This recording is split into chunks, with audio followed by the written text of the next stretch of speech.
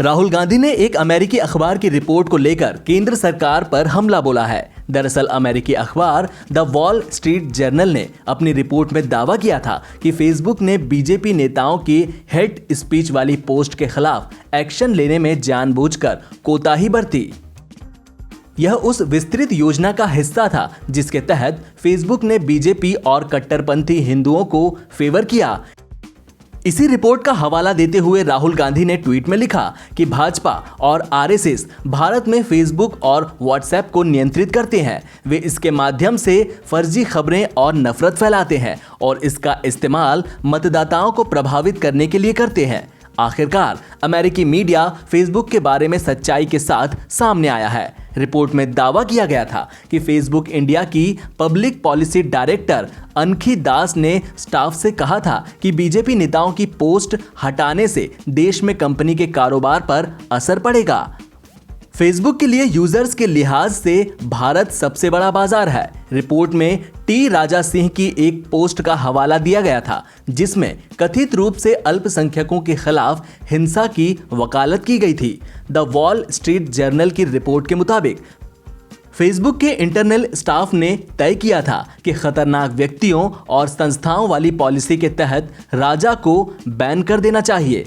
Facebook के प्रवक्ता anti stone ने कहा कि दास ने राजनीतिक अस्थिरता को लेकर चिंता जाहिर की थी।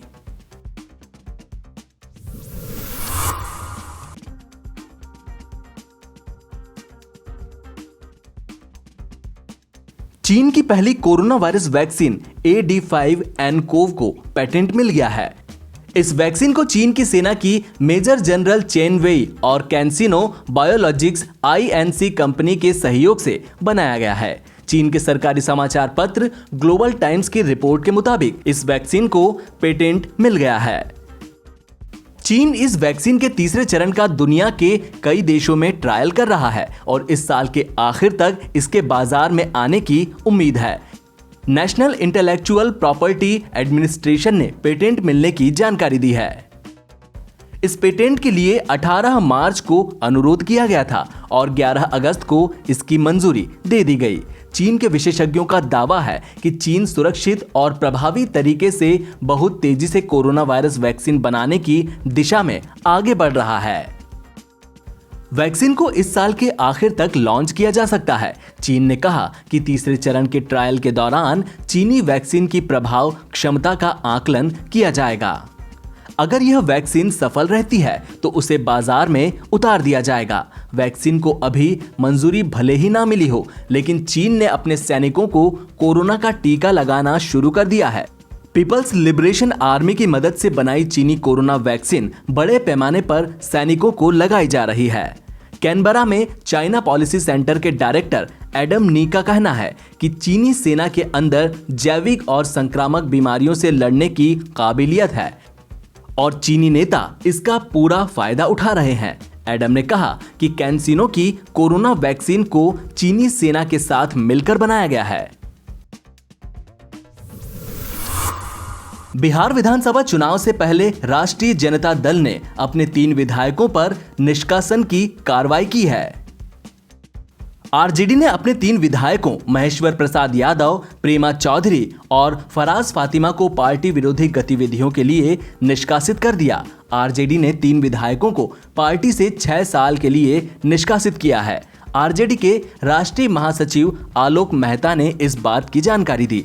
आलोक मेहता ने कहा कि यह तीनों विधायक पार्टी विरोधी गतिविधियों में शामिल थे, लिहाजा राष्ट्रीय अध्यक्ष लालू प्रसाद यादव के निर्देशन पर इन सभी को 6 वर्ष के लिए पार्टी से निष्कासित कर दिया गया है। वहीं दूसरी तरफ सोमवार को जेडीयू नेता और बिहार के उद्योग मंत्री श्याम रजक आरजेडी की लालटेन थाम सकते हैं। सूत्रों के मुताबिक श्याम रजक महागठबंधन सरकार गिरने के बाद से ही आरजेडी के लिए सिरदर्द बने हुए थे। सूत्रों के मुताबिक श्याम रजक के साथ जेडीयू के 2 विधायक और सरकार में मंत्री भी श्याम रजक के साथ आरजेडी ज्वाइन कर सकते हैं। महेश्वर प्रसाद यादव मुजफ्फरपुर के गायघाट से आरजेडी के विधायक हैं। बिहार की महागठबंधन सरकार गिराने के बाद से ही वो आरजेडी के लिए सिरदर्द बने हुए थे।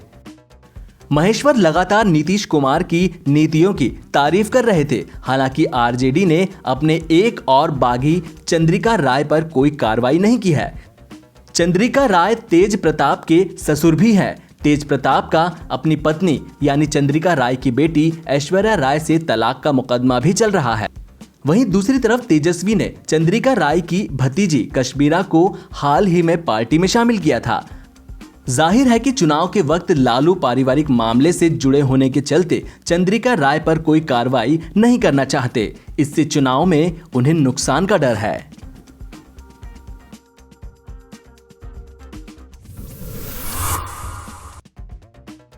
राजधानी दिल्ली में कोरोना वायरस के मामलों में उतार चढ़ाव जारी है। शनिवार को राजधानी में 1276 नए केस रिपोर्ट हुए थे। वहीं रविवार को लगभग आधे यानी 652 केस ही सामने आए। एक दिन में 1310 लोग ठीक भी हो गए। इस तरह दिल्ली में एक्टिव केसेस की तादाद लगातार घट रही है। इस समय यहां 10,823 एक्टिव केसेस हैं, जिनमें से 5,762 लोग होम आइसोलेशन में हैं। दिल्ली में एक दिन में 8 लोगों की कोरोना वायरस की वजह से मौत हो गई। दिल्ली का कुल आंकड़ा बढ़कर 1,52,580 हो गया। दिल्ली के मुख्यमंत्री अरविंद केजरीवाल का आज जन्मदिन भी है। उन्होंने अपने जन्मदिन पर कार्यकर्ताओं से एक तोहफा मांगा है। उन्होंने कहा कि कार्यकर्ता अपने अपने इलाके और गांवों में ऑक्सीजन जांच केंद्र खोलें और निःशुल्क लोगों की जांच करें, जिससे कोरोना के खिलाफ लड़ाई और मजबूत हो सके। एक विधायक ने कार्यकर्ताओं के साथ मिलकर केजरीवाल को 500 ऑक्सीमीटर गिफ्ट भी किए हैं। केजरीवाल ने कहा कि हम सभी को कोविड-19 से लड़ने के लिए एक साथ आगे आना होगा। दान में मिलने वाले ऑक्सीमीटर को गांव में भेजा जाएगा, जिससे लोग जरूरत के हिसाब से इस्तेमाल कर सकें।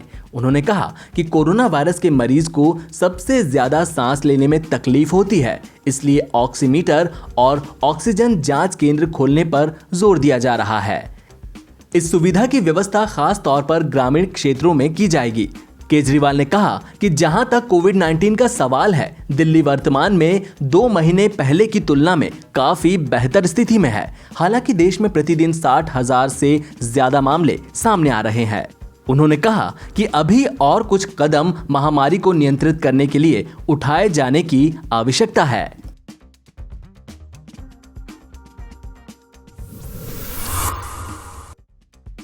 कुछ दिन पहले तक बीजेपी का पुरजोर विरोध करने वाले और शाहीन बाग में सरकार के खिलाफ आवाज बुलंद करने वाले एक्टिविस्ट शहजाद अली ने बीजेपी ज्वाइन कर ली है।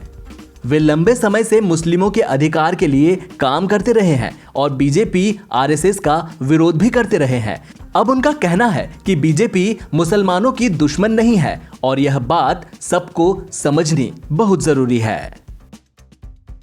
जिस तरह से शाहीन बाग प्रोटेस्ट चल रहा था, उसके बाद आपने बीजेपी आज ज्वाइन करा, तो क्या शाहीन बाग प्रोटेस्ट में जो बातें कह रही थी सरकार के विरोध था, वो विरोध अभी कायम है या खत्म हो गया? आपको बीजेपी समझाने में, कन्विंस करने में कामयाब रही?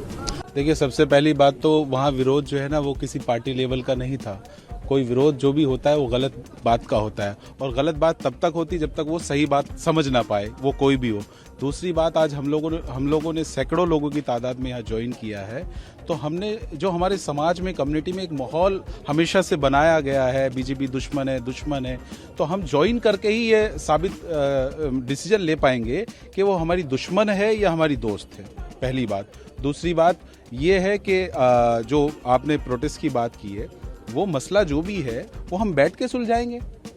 हमारे आपस में प्यार मोहब्बत है, हम लोग मिलके, ये तो अनेकता में एकता एक हजारों साल की मिसाल है सर। ये आज की बात थोड़ी है।